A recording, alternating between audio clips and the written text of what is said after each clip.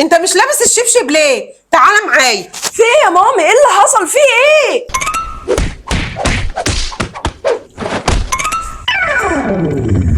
شبشب ايه اللي كل شويه تضربني عشانه؟ لا مش قادرة، انا لازم اقوم اديله علقة. احمد. نعم يا مامي. انت مش لابس الشبشب ليه؟ شبشب ايه بس يا مامي؟ ما انا قاعد في البيت اهو. تعالى معايا. في ايه بس يا مامي؟ فهميني، قولي لي ايه اللي حصل.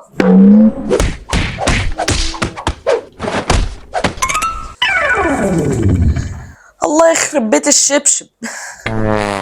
ايه يا مامي، مالك شد على احمد ليه كده اليومين دول؟ وايه حوار الشبشب ده؟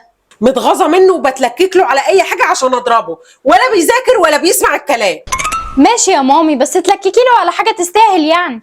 زي ايه؟ يعني مثلا قولي له هات لي حاجه اشربها، لو جاب لك شاي قولي له انا عايزه ينسون واضربيه، ولو جاب لك ينسون قولي له انا عايزه شاي واضربيه. فكرة برضه. احمد ادخل اعمل لي حاجة اشربها.